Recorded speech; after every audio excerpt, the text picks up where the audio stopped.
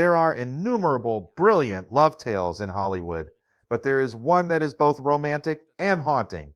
It is a romance that lasted for more than 20 years, but was never able to find a conclusion that was satisfactory to both parties.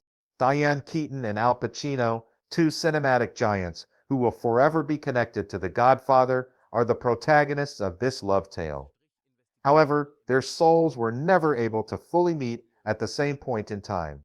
Diane Keaton, a muse who was fiercely bold, independent, and funny, presented Al Pacino with a marriage proposal because she was so much in love with him.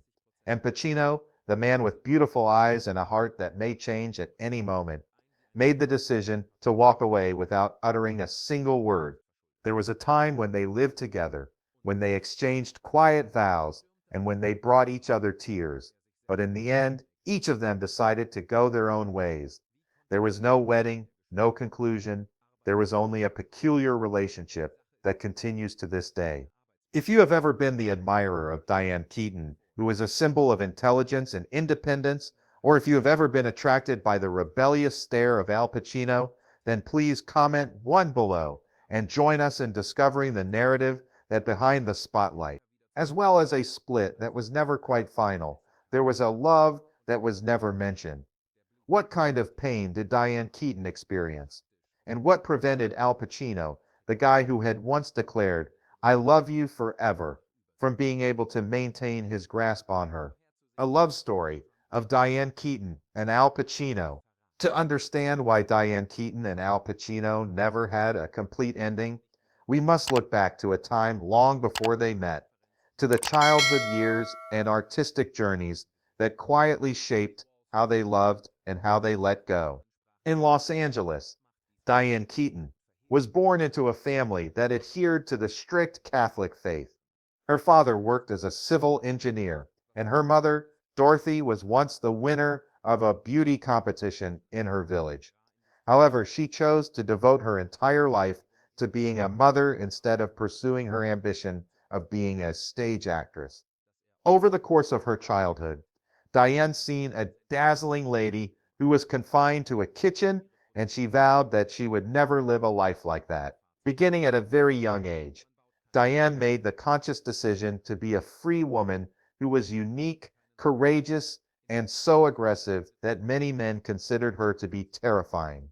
Diane was susceptible as a result of the painful shadow that was cast by her mother throughout her life.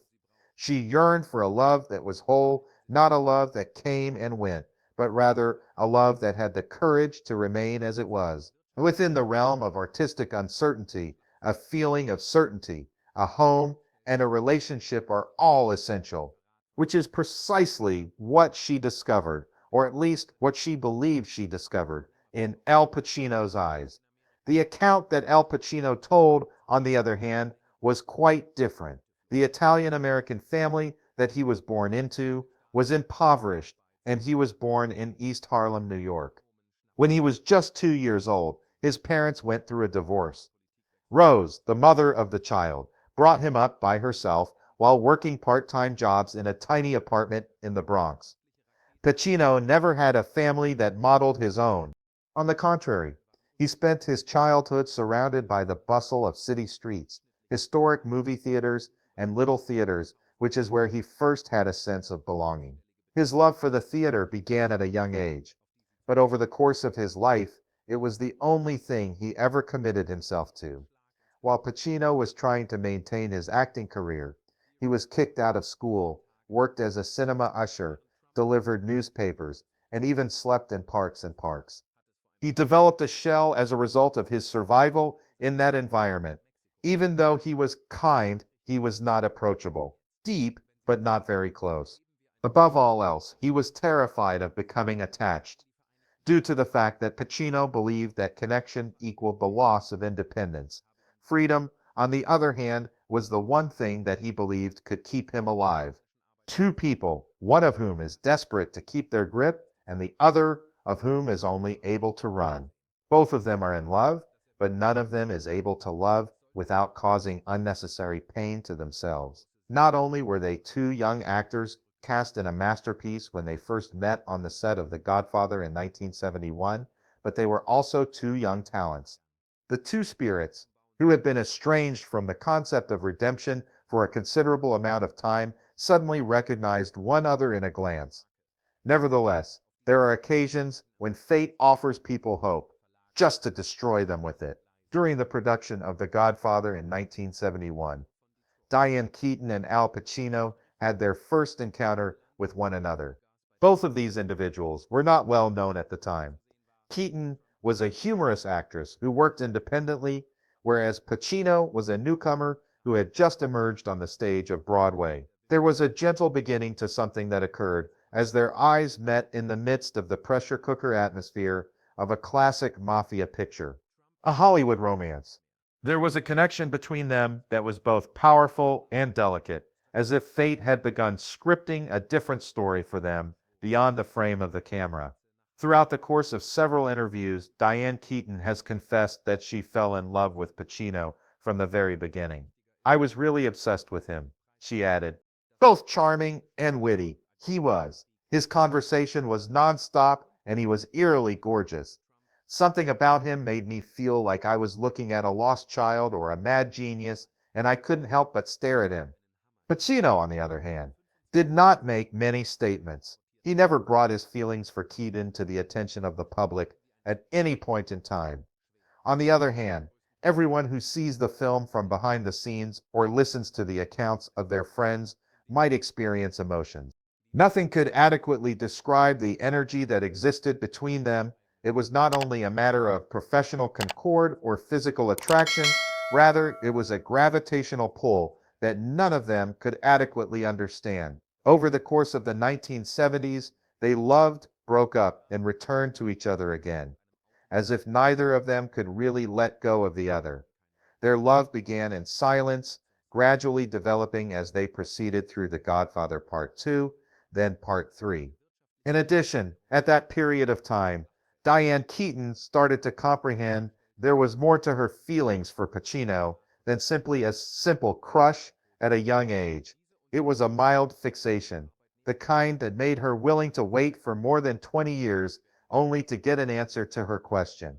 But it's possible that response never materialized, and the most terrible aspect was that Pacino was aware of it. On the other hand, he did not change. He continued to be profound, fascinating, and remote, and he never committed to anything, to a greater extent than anything else, that transformed everything into a relentless pursuit, with Diane being the one who was always the one doing the pursuit. There was no other Hollywood romance quite like the one that existed between Diane Keaton and Al Pacino. The public did not become aware of it immediately. There were no images of the couple on the red carpet, nor were there any formal announcements of their engagement, and yet it continued to exist for more than 20 years, in a manner that was both peaceful and chaotic, like a tune that had no final note, playing, then fading, and then beginning again. When they had finished working together on The Godfather for the first time, they started dating in secret. At times when they were not together, Keaton was involved in other relationships. In the past, she has dated Warren Beatty and even Mel Gibson, in addition to living with Woody Allen. On the other hand, Pacino was the part of her heart that she could never forget. One day, she made the statement that the three Godfathers were all about the same thing, and that was Al. It was as easy as that to implement. Over the course of this time, Al Pacino continued his practice of avoiding commitment. Every one of his relationships, including the one he had with Diane, was plagued with disintegration. They went through a number of breakups and then got back together, each time believing that it would be the final time they would be together. The people who worked in the business frequently stated that Keaton was the only one who has the patience to remain, the gentleness to calm Pacino when he was feeling tight, the wisdom to refrain from exerting pressure on him, and the love to wait for something that she knew might never arrive. In the late 1980s, when they were in Rome filming The Godfather Part 3, they had a turning point in their relationship. Over the course of their stay at the same villa, everyone in the vicinity was under the impression that Pacino would eventually make the proposal that after all those years, he would finally propose to Keaton. But the truth turned out to be quite different. Diane presented him with a choice. Either they get married or both of them die. It was not Al Pacino who selected her. The narrative did not conclude with a tense confrontation, but rather with a shocking lack of sound. During the time that Diane was attending therapy, she was informed that her father had a brain tumor. At the same time, Pacino silently walked out, never looking back. Diane slipped into darkness. She just responded by saying, "I kept asking things of him when she was questioned about such a scenario. I yearned for more. In the same manner that I loved him, I desired for him to love me." That, in fact, was the tragic event. To love someone excessively is often all that is necessary to cause them to go. To put it another way, if the love that Diane Keaton and Al Pacino had were a piece of music, it would be a solo. A piece of music in which just one performer continues to play without stopping, while the other performer quietly exits the stage. Keaton was the one who always pushed forward, who hoped and who was ready when it came to this connection, especially when it was at its most profound level. And despite the fact that he was grateful and moved, Pacino remained the one who stood motionless and let love pass him by. One time, Diane referred to Pacino as a great person who had lost his way, and clever and charismatic man who was full of paradoxes and who never allowed anyone to get too close to him while he was around. Her description of him included the phrases gorgeous, genius, fool, and the most beautiful face I've ever possessed. On the other hand, none of those words were sufficient to bind a heart that had never been prepared to be bound. Not because Pacino did not love, but rather because he did not believe in a conclusion that might convince him to remain in a relationship. He did not get married. When asked about it in a subsequent interview, Diane revealed that she had always chosen the wrong man. "I required the same amount of assistance that they required from me." On the other hand, this is never a recipe for a relationship that will stay. She was aware that she lacked the inclination to nurture others and that she was not stable enough to satisfy the requirements of a perfect life mate. However, what she failed to recognize was that the most severe wounds were inflicted by her excessive love for the things she loved. Oh, and Pacino? On no occasion did he wed anyone. He was married to 3 separate women and had 4 children with each of them, yet he never put a ring on anyone's finger.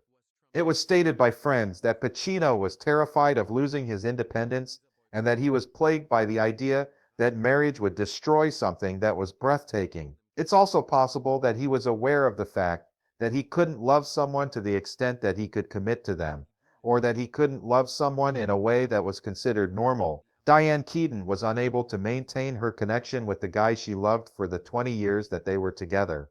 Pacino, on the other hand, was never able to hold a woman's heart for a sufficient amount of time to create anything that would stay. Both of them were unsuccessful, albeit in different ways. Furthermore, in the end, when love was rejected, the one who remained behind was the one who was responsible for everything.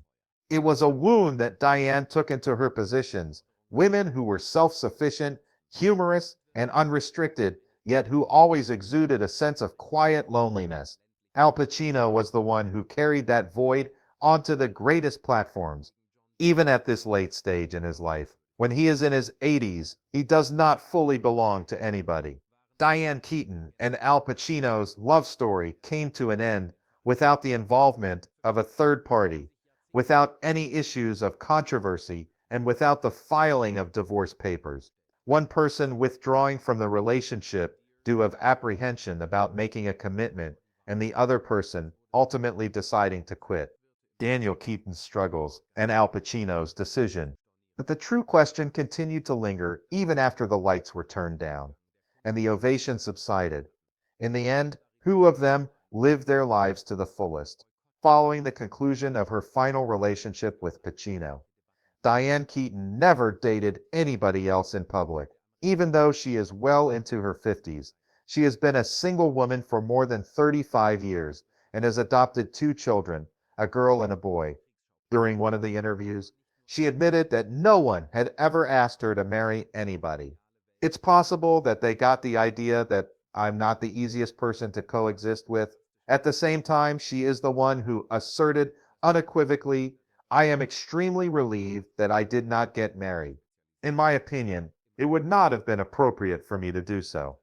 Despite the fact that she did not have a male companion, Diane Keaton went on to become one of the most successful women in Hollywood. As a recipient of the Academy Award, the Golden Globe, and the American Film Institute, she became a symbol of mature beauty, incisive intelligence, and distinct uniqueness. She was also recognized by the American Film Institute. She never lost her sense of humor or her self-belief, despite the fact that she had been injured by love in the past. In addition, what about Al Pacino, the individual to whom Keaton had previously proposed? Despite the fact that he has never tied the knot, he is the father of 4 children from 3 separate women. The only one of those relationships that lasted for more than a few years was the one with Beverly D'Angelo, which resulted in the birth of twins named Anton and Olivia. All of the others, beginning with Martha Keller and ending with Lucilla Polak, and most recently Noor Al-Fallah, the mother of his youngest kid, who was born in 2023, ended up passing away like a succession of incomplete film sequences. Pacino famously responded in a low voice to the question of why he had never married by saying, I avoid doors that might lead to pain. Although it is a simple statement, it is eerie. He may have been aware that he was unable to make someone happy, and as a result, he made the decision to keep everything at a safe distance. Keaton has chosen to be alone. Pacino opted for a non-attachment mode. However, just one person has cried in front of a therapist for a love that was never able to materialize into reality. And there was only one person who stepped on stage in front of thousands of viewers and declared, I love you forever. This was done in the midst of acclaim from a complete industry. One possible winner, if there is one, is the one who was able to maintain their own identity throughout the ordeal. A romance love story. However, the person who suffered the most was the one who loved the most. The world of show business is a loud and transient place, and it is quite uncommon for a relationship to go from being passionate to being heartbroken, and then gradually develop into something that is founded on profound respect and a connection that lasts. On the other hand, Diane Keaton and Al Pacino were able to do this. The two of them were no longer romantically involved, nor were they friends in the traditional sense. They were the only people who had personal experience with a chapter that no one else could ever fully comprehend. Moreover, their friendship, for some inexplicable reason, continued to be strong, as if there had never been a genuine breaking point between them. In 2017, Al Pacino made his debut on the stage during the presentation of the American Film Institute's Lifetime Achievement Award, which was presented in recognition of Diane Keaton. It had been close to 30 years since they had last loved one another by that point. On the other hand, Pacino's eyes seemed to be able to erase time that night. He talked about the times when Keaton made him laugh before interviews, recollections from Rome, and behind-the-scenes pieces that only the two of them had shared. After coming to the conclusion of his remarks, he took a little pause, as if to take a breath, and then proceeded to declare in front of the entire audience, I love you forever. Diane Keaton smiled without dropping a tear, maybe because she had already shed enough tears to satisfy her emotional needs. Their friendship is not something that is frequently reported in the media. No photographs have been taken of the two of them strolling red carpets or going out to dinner together. Nevertheless, when they are interviewed, both of them continue to talk about each other in the most loving terms. Keaton had remarked that Pacino had the most stunning appearance of anyone she had ever encountered. Keaton was described by Pacino as a lady who was unlike any other, constantly surprising, and always alive. It's possible that when love is no longer sufficient to cause someone to remain in a relationship, friendship becomes the only option to avoid losing each other totally. That is the option that they went with. Not to do each other harm again, not to return, and not to attempt to ignore the events of the past. They allowed each other to move on with their lives. yet they never stopped being in each other's hearts. Love came to an end. However, Diane Keaton and Al Pacino never actually parted ways with one another. Despite appearances, Diane Keaton and Al Pacino's relationship is more than just a tale of a failed romantic engagement.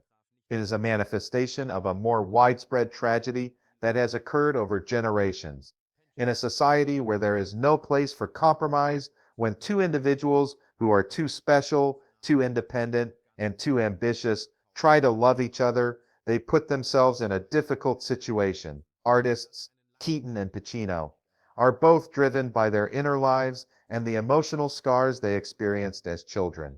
Having been brought up in a household in which her mother was a driven and ambitious woman who was never given the opportunity to shine, Keaton carried with her a lifelong passion to demonstrate her worth, not just in the realm of art, but also in the realm of personal identity. Despite her desire to be sincerely loved, she dreaded being mediocre and hated being forced to submit to authority. On the other hand, Pacino seemed to be the complete opposite. He was reared in poverty in the Bronx and wandered the streets of New York City in search of theatrical parts due to the fact that he was fatherless from a young age. Love, in his view, was always something that had the potential to interfere with his freedom. It was a price that was too expensive for a type of stability that seemed foreign to his existence. Within the context of their relationship, Keaton was the one who envisioned a home, whereas Pacino envisioned a feeling of disconnection. I liked Pacino not for who he was, but for what he symbolized, which was a lost soul that needed to be saved, is something that Keaton stated at one point. Pacino, despite the fact that he placed a high value on Diane, never expressed a willingness to alter his behavior and never reached a point when love appeared to justify the loss of a portion of himself. On the one hand, art drew them closer together, but on the other, it was art, namely their preoccupation with roles, jobs, and creative freedom, that eventually kept them apart. Every one of them made the decision to proceed on along their own individual path. She was never dependent on a man to complete her, and as a result, Diane became a symbol of autonomous femininity. That a great love does not always go hand in hand with a great career. That some people are born to love each other deeply, but are never meant to live together, and that Pacino became more withdrawn and free to the point of solitude, a man who belonged only to the screen. And perhaps that was a fate that both of them had long sensed, that Pacino was a man who belonged only to the screen. Diane Keaton and Al Pacino, two living legends of Hollywood, loved each other in a manner that very few others dared to, with honesty, with years of waiting, with inner loneliness, and with decisions that were agonizing. Still, they did not make any progress. The words, "I love you forever," was the only thing that remained when the wedding was over and the camera flashed. There was no happy ending. On the other hand, was it a genuine and profound love, or was it really a dream that only Diane Keaton entered while Pacino chose to remain outside? If you loved someone so much that you were willing to propose to them and they left without saying a word, would you consider it to be love or a mistake? And if, after more than 20 years, that person continues to talk about you with tears in their eyes, was it completely genuine or was it just a matter of regret? They were not able to bond together. Nevertheless, they never let go of each other. Al Pacino has never been able to find someone who can take the place of Diane Keaton in his heart. And no one has ever been able to get Diane Keaton to talk as much in interviews, despite the fact that she has been unmarried for more than half of her life. There are some loves that do not require names, and there are certain ends that do not require marriages. However, there are also some aches that do not have a name because they never in fact finished, and maybe never even started. Lasting love, Diane Keaton declared. "I love you, Al. I always have." She said it not in a scene from a movie, but during a live event, decades after their romance had dimmed to a flicker. The audience laughed gently, thinking it was just one of her charming, off-the-cuff remarks.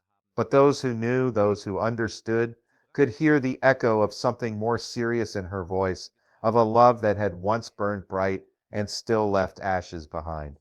In truth, Diane Keaton never truly fell out of love with Al Pacino. She simply outgrew the waiting. She outgrew the silences. And perhaps, most heartbreakingly, she outgrew the hope that he would ever become the man she needed. Al Pacino, for all his brilliance, never learned how to arrive. He was always on the run from responsibility, from routine, from the finality of commitment.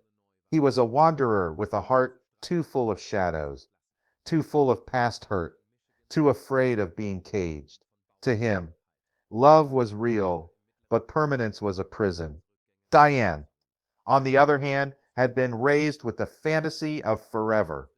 Despite her independence and fierce feminism, there was a little girl in her who had watched her mother abandon her dreams for a husband and family, and who longed to find a balance her mother never could.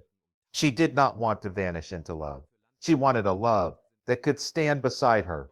But Pacino, he only knew how to disappear into it, or run from it entirely. They were always out of sync. When she was ready, he wasn't. When he looked back, she had already closed the door. And yet they always managed to find each other again. A call, a meeting, a quiet look from across the room at some award show or reunion. No new partner could erase the weight of that shared history.